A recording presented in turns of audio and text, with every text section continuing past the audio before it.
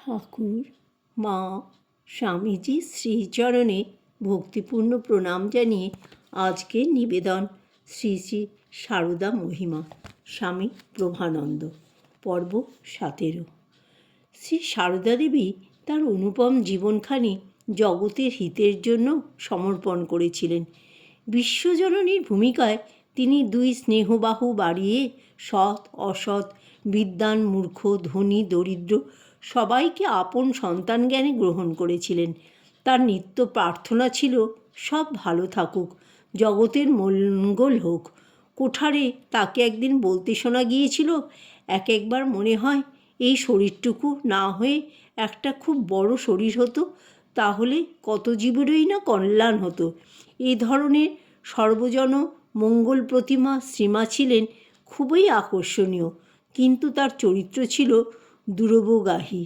তার স্বরূপ অধিকাংশের নিকট ছিল রহস্যমণ্ডিত।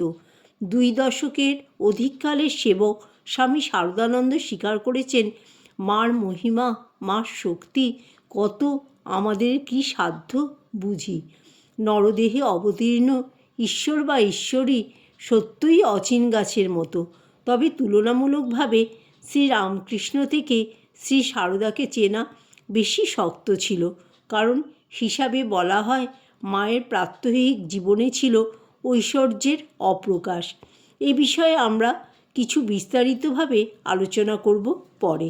দ্বিতীয়ত, পবিত্রতা স্বরূপিণী শ্রী মাকে জানা বোঝা সম্বন্ধে স্বামী অদ্ভুতানন্দ বলেছিলেন, তাকে জানতে হলে তপস্যা করতে হয়, তবে তার দয়া হয়। সেই দয়ার মাকে বোঝা যায়। স্মরণ করা যেতে পারে ভক্তকবি দেবেন্দ্রনাথ মজুমদার রচিত গানের কলি, মহিমা তব গোচর শুদ্ধ মনে। বাসনাসিক্ত মনে ঈশ্বর প্রতিভাত হন না, জিজ্ঞাসু মনকে হতে হবে নির্মল বিশুদ্ধ। কিন্তু এটাই যথেষ্ট নয়, প্রয়োজন তার কৃপার। শেষ পর্যন্ত ভক্তি মুক্তি সবই কৃপা নির্ভর। মনে পড়ে সাধক কবির কথা, তুমি না জানালে পরে কে তোমারে জানতে পারে। তৃতীয়ত, শ্রীমা জনৈক মহিলা ভক্তকে বলেছিলেন, সকলেই কি আর চিনতে পারে মা? ঘাটে একখানা হীরা পড়েছিল, সবাই পাথর মনে করে তাতে পা ঘষে স্নান করে উঠে যেত। একদিন এক জহুরি সেই ঘাটে এসে চিনলে যে সেখানে এক প্রকাণ্ড মহামূল্য হীরা। এই উপমা ধরেই বলা চলে, সহস্রমুখী হীরকখণ্ড মলিন পরিবেশে সাধারণের পক্ষে চেনা কঠিন, তেমনি আড়ম্বরহীন সাদাসিধে সহজময়ী মাকে চেনা খুবই কঠিন ছিল। শুধু জ্ঞান ঋদ্ধ কৃপাসিদ্ধ গুটি কয়েক ব্যক্তি তাকে চিনেছিলেন, তারাই তার মহিমা কিছু হৃদয়ঙ্গম করেছিলেন।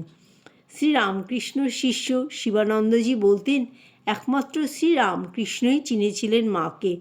শ্রীরামকৃষ্ণ শিষ্য অদ্ভুতানন্দজি বলতেন, মা ঠাকুরন যে কী তা একমাত্র স্বামীজি বুঝেছিলেন। কিন্তু স্বামীজি বা তার গৃহী ও সন্ন্যাসী গুরুভাইদের কেউ কখনো দাবি করেননি যে তিনি শ্রীমাকে বুঝে ফেলেছেন।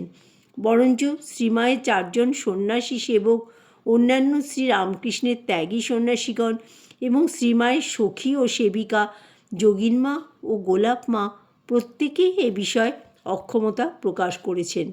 স্বয়ং স্বামীজি কবুল করেছেন যে মায়ের সম্বন্ধে তার কিছু লেখার ইচ্ছে হয়েছিল, কিন্তু তিনি ভয়ে পিছিয়ে গিয়েছিলেন। আমাদের মনে হয় অনন্ত রূপিণী চিৎ শক্তি, যাকে আশ্রয় করে ঈশ্বরের জগৎ উদ্ধার রূপ লীলা, তাকে সম্পূর্ণভাবে বুঝেছেন, কথা তারা কেউ দাবি করতেন না। কিন্তু তারা প্রত্যেকেই যে শ্রীমায়ের স্বরূপ সম্বন্ধে অল্প বিস্তর সচেতন ছিলেন, এ বিষয়ে কোনো সন্দেহ নেই। চতুর্থত, শ্রীমায়ের স্বরূপ চিনতে না পারার একটি বিশেষ কারণও ছিল।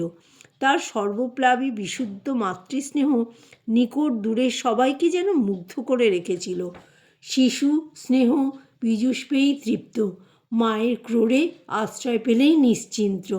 সে মায়ের ঐশ্বর্য খুঁজতে ব্যস্ত হয় না। ভক্তবৎসলা শ্রীমায়ের স্নেহসুধায় আবিষ্ট হয়ে তথ্যানুসন্ধানী তত্ত্বজিজ্ঞাসু এদের আয়াস প্রয়াস স্তব্ধ হয়ে যেত। রহস্য উদ্ঘাটনের ইচ্ছাটাও যেন উবে যেত। অনেকের মনে হয়েছিল এটাও শ্রী মায়ের জাদুশক্তির খেলা বই তো নয়। আমরা পূর্বেই ইঙ্গিত করেছি, শ্রীরামকৃষ্ণের তুলনায় শ্রী মায়ের ঐশ্বর্যের প্রকাশ ছিল সামান্যই। সে কারণে তিনি অতি নিকটে থেকেও দূরে ছিলেন। তিনি ছিলেন ধরাছোঁয়ার বাইরে। তার মধ্যে দেখি সাধারণ বাঙালি মায়ের চিরন্তন মধুর মূর্তি। কিন্তু একটু সজাগ দৃষ্টিতে লক্ষ্য করলেই চোখে পড়ে সাধারণ মায়ের সঙ্গে তার বিরাট পার্থক্য। শত শত মানুষ তাকে জগৎজননী জ্ঞানে পূজা করছে, তার কৃপা ভিক্ষা করছে, আর তিনি কুসংস্কারাচ্ছন্ন মায়েদের মতো কুলপুরোহিতকে প্রণাম করছেন। তার সন্ন্যাসী সন্তানের আসন শ্রদ্ধা ভরে মাথায় ঠেকাচ্ছেন। রাধুর ব্যাধি নিরাময়ের জন্য চারালতান্ত্রিকের সাহায্য প্রার্থনা করছেন চোখের জল ফেলে এবং চণ্ড নামাবার ব্যবস্থা করছেন। কলকাতায় ভূত সাহেবের দরগা থেকে প্রসাদী ধুলি এনে অসুস্থ সন্তানের মাথায় দিচ্ছেন। অথচ বিভিন্ন পরিস্থিতিতে তার বুদ্ধিমত্তা, যুক্তিনিষ্ঠা, সংস্কারমুক্ত মনের প্রকাশ শিক্ষিত ব্যক্তিদেরও বিস্মিত করেছে। আবার একই সময় দেখি তার অমোঘ আশীর্বাদে সন্তান বিষম বিপদ থেকে রক্ষা পাচ্ছে, কঠিন রোগ থেকে মুক্ত হচ্ছে, দিব্যদর্শন লাভ করে ধন্য হচ্ছে। তার পরনে মোটা খাপি ধরনের একটি সাদা নরুন পেড়ে আধময়লা ধুতি। তিনি সর্বদা কর্মব্যস্ত, কিন্তু তার মুখে প্রশান্তির ছাপ, হৃদয়ে সন্তান সকলের কল্যাণের জন্য আকুতি। অবিশ্বাস্য হলেও সত্য, তার এ ধরনের প্রাত্যহিক জীবন মনে হয় একটা ধাঁধা। জয় ঠাকুর, জয় মা, জয় স্বামীজি।